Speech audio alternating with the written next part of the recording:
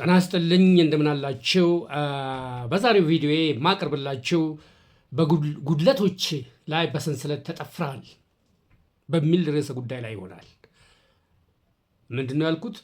በጉድለቶች ላይ በሰንሰለት ተጠፍረሃል የሚል ይሆናል። አብረን እንቆያለን። እንግዲህ ከዚህ ምስሉ ስትመለከቱ ዝሆኖችን ታያላችሁ። እዚህ ምስሉ ላይ የምታዩት ዝሆኖችን ነው የምታዩቸው። እነዚህ ዝሆኖች ትንሽ ዝሆንና ትንንሽ ዝሆን ነው የምታዩት፣ ወይም ትላልቅ ዝሆኖችና ትናንሽ ዝሆኖችን ታላችሁ። ይህም በምታዩበት ጊዜ ምንድነው ትላልቁ ዝሆኖች እግራቸው በቀጫጭን የገመድ ክሮች በእንጨት ችካል ሊሆን ይችላል። እዚህ ላይ እንደምታዩት በወንበር ላይ ነው የታሰሩት ታያላችሁ። በተቃራኒው ደግሞ ህፃናት ዝሆኖቹ በወፋፍራም የብረት ሰንሰለት በትላልቅ ግንድ ወይም የብረት ችካል ላይ ታስረው ታያላችሁ። እንግዲህ ይሄ በሰርከስ አካባቢ ይታያል። በተለይ በህንድ አካባቢ እነዚህ ነገሮች እናያለን። እኛ እንኳን በፊልም ደረጃ ነው የማየው። ዝሆኖችን ብዙ ማየት እኛ ሀገር የተለመደ አይደለም። እንግዲህ ምንድን ነው ከዚህ የምንረዳው የሚለው ነው። ለምንድን ነው ህፃናቶቹ በወፋፍራም ብረት ሰንሰለት ታስረው ትላልቆቹ ዝሆኖች ደግሞ በቀጫጭን የገመድ ክሮች የታሰሩት የሚለውን ምን ይመስላችኋል የሚል ነው። እንግዲህ ከዚህ የምንረዳው ይህም የሚሆነው ህፃናቱ ዝሆኖች ከአካባቢው እንዳይሄዱ ገና በትንንሽነታቸው በሰንሰለት መታሰር አለባቸው። እንግዲህ ዝሆን ነው፣ ትንሽም ቢሆን ጥጃም ቢሆን ዝሆን ነው፣ በሰንሰለት ይታሰራሉ። ይሄ ነው እንግዲህ ከዚህ የምንረዳው ነገር ይሄ ነው። እንግዲህ ህፃናቱ ዝሆኖች በጠንካራ ሰንሰለት ከታሰሩ አይንቀሳቀሱም፣ ችለው አይንቀሳቀሱም። ብረቱን ሰንሰለቱን መበጠስ ስለማይችሉ። ነገር ግን በጊዜ ሂደት ህፃናቱ ዝሆኖች የታሰሩበትን ገመድ መጎተት የሚተውበት ቀን ይመጣል። ያኔ አንድ ሰው ሰንሰለቱን በገመድ እንዲሁም የብረት ችካሉን በእንጨት ችካል ሊለውጥ ይችላል። ያን ጊዜ ሲያድጉ ማለት ነው። ይሄ የሚሆንበት እንግዲህ ምክንያቱም ዝሆኖቹ የትም መሄድና እንግዲህ መንቀሳቀስ እንደማይችሉ አምነዋል ማለት ነው። ከታሰሩ አምነዋል። ወደ እግራቸው ላይ ዝሆኖች እግር ላይ ነው የሚታሰሩ። ወደ የሆነ ገመድ ነገር ስታደርጉ ታስሬያለሁ ብለው እንዲገምቱ ያደርጋቸዋል። ምንድን ነው ከዚህ የምንማረው ነው? አሁን እኛ ከዚህ የምንማረው እንግዲህ በእምነት ሲስተማችን አማካይነት የራሳችንን ጉድለቶች እየፈጠርን ሊሚቴሽን ማለት ነው፣ የራሳችንን ሊሚት እንፈጥራለን። አንችልም እንላለን። እንደዚህ አይነት ነገር ተመሳሳይ ነገሮችን በራሳችን ላይ እንግዲህ ችግር እንፈጥራለን። በእውነታ ሳይሆን ትሩዝ የምንለው እውነታ ላይ ሳይሆን እንደሆነ አድርገን ወይም አንድን እውነት ያልሆነ ነገር እውነት ነው ብለን ሐሰት የሆነ ነገር እውነት ነው ብለን አድርገን በተረዳን እውነታ መሰል ነገር ራሳችንን እንግዲህ እንመስላለን ነው። ከዚህ ይህንን መማር እንችላለን። ሌላው አሁን ደግሞ የምትመለከቱት ድመት ነው። ድመት እንግዲህ ነው የምታዩት በስዕሉ ላይ። በመሰረቱ አንድ ያነበብኩትን ነው ማቀርብላችሁ። ከዚህ ጋር በተመሳሳይ ከሆነ ተመሳሳይ ነው። በአንድ ወቅት ይላል ጸሐፊው፣ ወደ ከፍታ ቦታ ላይ መዝለል እንደማይችል አምኖ የተቀመጠ አንድ ድመት ነበረኝ ይላል። ድመት እንግዲህ በዚህ በቪዲዮ ላይ እንደምታዩት ይዘላሉ ድመቶች። ረዥም የሚዘሉ አሉ፣ አጭር የሚዘሉ። እዚህ ላይ የምታዩት ሲሞክሩ ነው፣ እንዴት አድርጎ እንደሚያለማምዱ ነው። መጀመሪያ በትንሹ ቀስ ብላችሁ 2 ታደርጋላችሁ፣ ከዛ 3 አግድም እያደረጋችሁ እየሄደ ነው የሚሄደው። ይሄ ሲስተማቲካሊ ነው። በአንድ ጊዜ ትልቁን ደረጃ ዝለል ብትሉት ድመቱ አይዘልም፣ ታለማምዱታላችሁ። ይህንን ነው የሚያሳዩ።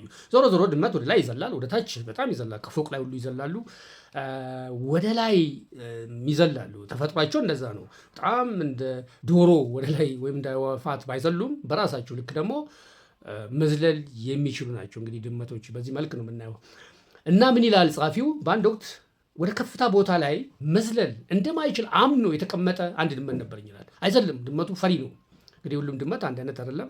ልክ ሰው እንደዛ ባህሪ ያለው ደፋር እንዳለ ሁሉ ፈሪ ያለ፣ ድመትም ላይ እንደዚህ ያለ። እናም ድመቱ በጭራሽ ወደ ትንሽ ከፍታ ቦታ ላይ እንኳ እንጣጥ ማለት አይሞክርም ይላል።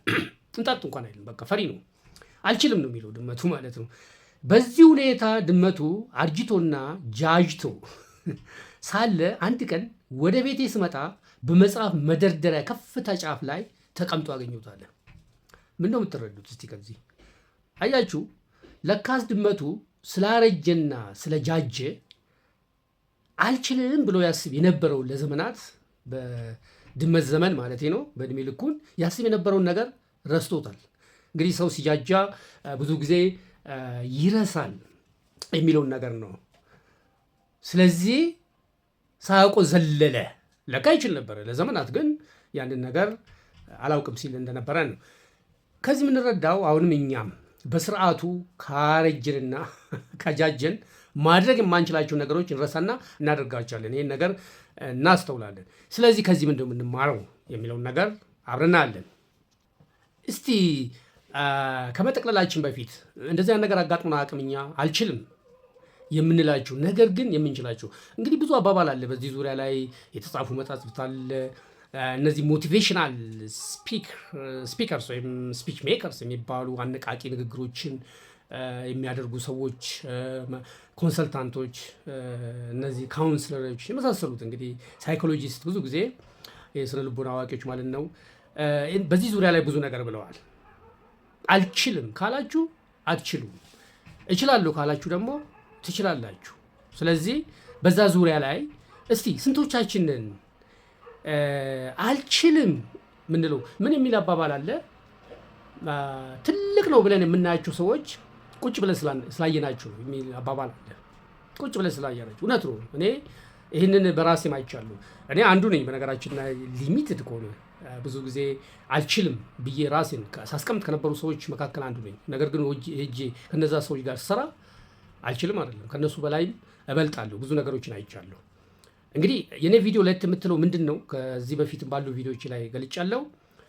እንዳለ ጸሐፊዎች ወይም ታዋቂ ሰዎች በተለይ በእንግሊዝኛ የሚቀርቡትን እንዳለ አይደለም አቀርበው እኔ ከኢትዮጵያ ጋር ከኢትዮጵያዊው ማንነታችን ጋር ሁኔታዎች ጋር ከስተማይዝ ለማድረግ እሞክራለሁ።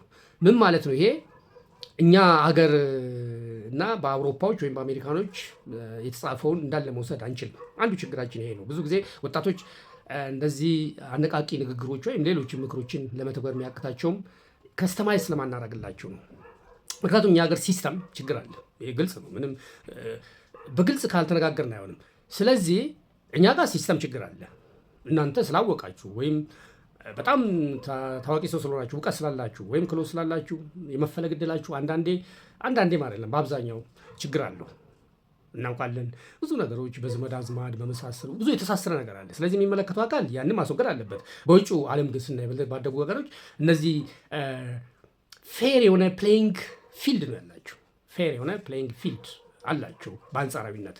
እሱ እንዳለ ሆኖ ነው እንግዲህ መቼም ባለ ነው ሲስተም ውስጥ ነው እንግዲህ የምንዋኘው። በእርግጥ ብልጥ መሆን ይፈልጋል እኛ ሀገር። የራሱ የሆነ ደግሞ ሌላ የምናደርጋቸው ነገሮች አሉ። እነሱንም ማድረግ አለብን። አንድ አባባል አለ እንግዲህ ምናል በፍየል ዘመን በጋቱን የሚል ነገር አለ። መናገር ከሆነ የሚያዋጣው መናገር ነው ለመኖር በምታደርጉት ጥረት እና እነዚህ ምክሮች ትክክለኛ ላይመስሉ ይችላሉ፣ ግን ነው በእኛ ሀገር ሁኔታ። እኔ አንዱ እንግዲህ ለየት የሚያደርገው አንደኛ ሲስተምን እግረ መንገዴን ለሚመለከተው አካል ለማሳወቅ የሲስተም ችግሮችን ፌርነስ ጋር የተገናኙ ነገሮች እንግዲህ ብዙ ይቀረናል። ሁለተኛ ደግሞ በእኛ አገር ኮንቴክስት ነው የማቀርብላችሁ። ስለዚህ እውነት ለመናገር ብዙ አይተናል። ቁጭ ብለን የራሳችን የሆነ እኛ በዛ ጉሩ መሆን ሲገባን፣ ጉሩ ማለት ፓዮኒየር ወይም ደግሞ ግንባር ቀደም መሆን ሲገባን ሳንሆን እንቀራለን። አንዱ እዚህ ጋር እንደገለጽኩላችሁ እኔ ውስን ነኝ ብለን በመጠበቅ ነው። አንዱ እሱ ነው። ኤክስተርናላይዝ ስናደርግ ደግሞ ወይም ደግሞ በሌሎች ሰዎች ላይ ወይም በሌላ ውጫዊ ፋክተሮች አሉ ብለን ደግሞ ካየንም ደግሞ ሌላ ስሬት አለ፣ ሌላ የመሳሰሉት ነገሮች አሉ ወይም ዊክነሶች አሉ። እንደዚህ እያልን ውጫዊም ካየን ደግሞ እነዛ ሲስተሞች መለወጥ አለባቸው። ስለዚህ ምንድን ነው ይህን ስንጠቀልለው እስቲ ምን እናርገው የሚለውን እንደሚከተለው አቀርብላችኋለሁ። አንደኛ አንተን ጠፍሮ የያዙን እምነቶች ለይተህ እወቃቸው ነው የሚለው። ምንድን ነው እምነቱ? እኔ አልችልም ምናምን የምንለው ምንድን ነው የያዝን እምነት? እሱን መለየት አለብን። እነዛን ችግሮች ካለኝም በስተቀር መፍትሄ ማግኘት አይቻልም። ራሳችን ለራሳችን መለየት መቻል አለብን። ስዎት አናሊሲስ የሚባል አለ። ስትሬንግዝ፣ ዊክነስ፣ ኦፖርቹኒቲ፣ ስሬት የሚባል አለ። በአማርኛው ጥንካሬያችንን፣ ድክመታችንን፣ መልካም አጋጣሚዎችን፣ ለእኛ የተመቻቹ ሁኔታዎችን፣ እንደም ስጋት ደግሞ የምኑ ነገሮች አሉ። እነዚህ ስጋትና ወይም ከመጀመሪያው ልጀምር ስትሬንግዝ እና ዊክነስ የምንለው ውስጣዊ ናቸው፣ ውስጣዊ ፋክተር ናቸው። ምን ማለት ነው? እኔ ነኝ ድክመቱ እኔ ነው ወይም ጥንካሬው እኔ ነው፣ እኔ ጋር ነው ማለት ነው። እነዛን ድክመቶች የማሻሽለው ጥንካሬዎችን ደግሞ የባሰ እንዲጠነክሩ የማደርገውና ሞር ኤክሰርሳይዝ የማደርገው። እነዚህ ደግሞ ኦፖርቹኒቲና ስሬት የሚለው ደግሞ መልካም አጋጣሚ መጠቀም ነው። ስሬት ደግሞ ስጋት ነው። ስጋትንም እንደዛው ወደ መልካም አጋጣሚ ለመለወጥ ወይም ደግሞ ባለው ሁኔታ ላይ ስጋት ጦርነቶች ሊሆኑ ይችላሉ። እኛ ሀገር እንግዲህ ብዙ ፋክተሮቹ ድህነት ሊሆን ይችላል፣ ስራ አጥነት፣ ስራ ራሱ አለመኖር፣ እነዚህ ፋክተሮች ሁሉ ኮንሲደር አድርገን የራሳችን እስወት መስራት አለበት። ስለዚህ ምንድን ነው የእኛ እምነት ጠፍሮ የያዘን እምነት የሚለው በነገራችን ከእምነት ጋር በተገናኘ እምነት ስል ብሊፍ ነው፣ ፌዝ አይደለም። እምነትና ብሊፍ እና ፌዝ ይለያያሉ። እሱ እንግዲህ በተለያዩ ቪዲዮ ላይ አቅርቤላችኋለሁ። እነሱን ቪዲዮች መመልከት ትችላላችሁ። ብሊፍ እና ፌዝ ይለያያሉ። ፌዝ መልካም ነው፣ በአብዛኛው ስፒሪቹዋል አይነትም ሊሆን ይችላል። ብቻ ብዙ ነገሮች መስራት እንደምንችል የሚያሳየን። ብሊፍ ግን በቃ አምነናል፣ ተጠፍረናል የሚለውን ነገር ነው። ብሊፍ በጣም በኔጌቲቭ ፓርቱ ነው የሚታየው ብዙ ጊዜ እና ፌዝ እና ብሊፍን በእንግሊዝኛው ነው ግልጽ፣ ብሊፍ ኤንድ ፌዝ ይላል። እምነት ስለምንለው ሁለቱንም አንተን ጠፍሮ የያዙትን ብሊፍ ለይተህ ማወቅ ነው። ይህ ማለት አልችልም ያልካቸው ነገሮች በምን ላይ ተመስርተህ ነው አልችልም ያልከው? በተጨባጭ ሁኔታ ነው? ከአንተ ውጭ በሆኑ ነገሮች ነው? ወይስ ከዚህ በፊት ባለፉት ወይም በደረሱብህ ሁኔታዎች ነው? በነገራችን ላይ እንፈራለን። እኔ በራሴ ላይ አይቻለሁ። ከዚህ በፊት የደረሱብኝ ብዙ ነገሮች አሉ። አንዳንድ ምሳሌዎችን በማል መጥቀስ እፈልጋለሁ። ፐርሰናል የኔ ራሱ ኤክስፒሪየንስ በተለይ ፌሌሪቲን ወይም ደግሞ ምናልባት ሊሚቴሽንስ ይበዙብኛልና እነዚህ ነገሮች በህይወት ልምዴ ውስጥ ከመጡ ምን ተጽዕኖ አመጡ ነው። ምክንያቱም ብዙ ጊዜ አንድ ነገር ሲደርስባችሁ እየፈራችሁ ነው የምትሄዱት። እሱ ራሱ የሆነ ኢምፓክት አለው። በዛ ሁኔታ ነው ወይ አሁን ያላችሁበት ሁኔታ ከዛ ጋር ይገናኛል ወይ? ይህንን ለይቶ ማወቅ አልችልም ያልከው ለምንድን ነው የሚለውን ማየት ያስፈልጋል። ሁለተኛ የተገነዘብካቸውን ውስንነቶች ፈትሻችሁ ይላል። ፈትሻችሁ ምንድን ነው ውስንነት፣ ሊሚቴሽንስ የምንለው ምንድን ናቸው? እንግዲህ ማለት እነዛ ጠፍረው የያዙትን እምነቶችን ለመገዳደር ቻሌንጅ ለማድረግ መጠነኛ ትንሽ እና የሚያስከትሉ ጉዳት ሪስክ ማለት ነው ሎ ሪስክ ያለውን ድርጊቶች በማድረግ መፈተሽ ትችላለህ። በነገራችን ላይ አንድ ነገር አክት በማድረግ ነው ምንለው በማወቅ አይደለም። በነገራችን ላይ ኖሌጅ ሌላ ነገር ነው። ያንን የምናውቀው ነገር መተግበር ነው። አይቻልም። በነገራችን ላይ እኛ ሀገር ብዙ አይቻልም የሚባሉ ነገሮች ሲቻሉ ታላችሁ። ሰዎች አይቻልም ነው የሚላችሁ። የሆነ ነገር ስጠይቁት እሱ አይቻልም እንዲያለ ችግር አለ ኖ እሱ ይባል። ግን ሄደው ደፋሩ ደግሞ ሄደው ሲያደርጉት እናያለንና ለምንድነው አይቻሉ ሌሎቹ ለምን ተቻለ የሚል ነገር ማየት ያስፈልጋል። ስለዚህ ይሄ ይመስላል። ሌላው እንደ መፍትሄ የሚታየው እነዚህ ውስንነታችንን ወይ ሊሚቴሽናችንን ለመገዳደር የተጠፈርንበትን ያለፉትና ያሳለፍናቸውን የህይወት ልምዶችን እንደገና ማየት ነው የሚል ነገር አለ። ምን ማለት ነው? ከዚህ በፊት የደረሰብን ውድቀቶች ካሉ፣ ውስንነቶች ካሉ እንደ ዘላቂ ሳይሆን እንደ ጊዜያዊ ሁኔታዎች፣ ክስተቶች መውሰድ ነው። ዘላቂ አይደለም። በነገራችን ላይ ብዙ ውስንነቶች ነበሩን፣ ከኛ ጋር አብሮ ሊሞቱ አይገባም። በነገራችን ላይ እኔ የምናገረው እኔ ሰክሰስፉል ሆኜ አይደለም። በአብዛኛው የተማርኩት እኔ አሁን ለእናንተ የምነግረው እያንዳንዱ ችግሮች ወይም ውስንነቶች በእኔ ላይ አሉ። እያንዳንዱ እኔ ማቀርብላችሁ አሉ። ዌል እኔ ከዛ ወጥቻለሁ አልወጣሁም ሌላ ጉዳይ ነው። ግን እናንተ ግን በተለይ ደግሞ ወጣቶች ከዛ ልትወጡ ይገባል ለማለት ነው። ስለዚህ ቪዲዮቼ በአብዛኛው በዚህ የኔን ኤክስፒሪየንስም አድ እያረኩ ወይም እየጨመርኩበት ነው ማቀርብላችሁ ማለት ነው። ሌላው የመለወጥና የማደግ አስተሳሰብን ይሄ በእንግሊዝኛው ግሮዝ ማይንድ ሴት ይባላል። አዳብር ይላል ግሮዝ ማይንድ ሴት። ምክንያቱም ሁሌ እያደግኩ ነው ማለት መቻል አለባችሁ እንጂ እኔ በቃኝ። እኔ አስታውሳለሁ አንድ ጊዜ ስንማር፣ በነገራችን ላይ እኔ የትምህርት አቀባበሌ መጀመሪያ ዲፕሎማ ከዛ ዲግሪ እያልኩ ነው የሄድኩት። ኤኒዌይስ የትምህርት ዝግጅቶችን አይደለም ዋናው ዓላማና ዲፕሎማ እያለን ለዲግሪ ፕሮግራም ስንማር አድቫንስ ስታንዲንግ ገብተን ስንማር አንድ ሰው አስታውሳለሁ ትምህርቱ እየጠነከረበት ሲሄድ እኔ ልኬ ዲፕሎማ ነች ይላል። ያን ሰው እኔ ስሙን ሁሉ አስታውሳለሁ። ያው እዚህ መጥቀስ አያስፈልግም። ምናልባት 25 years ባክ ነው። ምን ይላል? የኔ ልኬ ዲፕሎማ ነች አለ። እኔ ከዛ በኋላ ሰው ይማር አይማር አላውቅም። በቃ ራሱ ወሰደ ማለት ነው። ስለዚህ እንደዛ ካል በቃ ራሳችንን ወስነናል። ግን እንደዛ ያልወሰንነው ሰዎች ልካችን ዲግሪ ነው ከዛ በላይም እንደምንችል ፖቴንሻል አለን ብለን ራሳችን ወይም ደግሞ በዛ ያልጠፈርን ሰዎች በትምህርት ወደፊት ገስግዘን በትምህርት ደረጃ ከፍተኛው ደረጃ ለመድረስ ደርሰናል። ስለዚህ አንተ ነህ ማለት አልችልም ነው ካላችሁ ነው። ስለዚህ የመለወጥና የማደግ አስተሳሰብን ማለት ግሮዝ ማይንድ ሴት ነው የሚባለው ማዳበር ያስፈልጋል። እንግዲህ ምክሮቼ ለሁሉም ነው። እድሜ አይገድብም፣ ምንም እድሜ አይገድብም።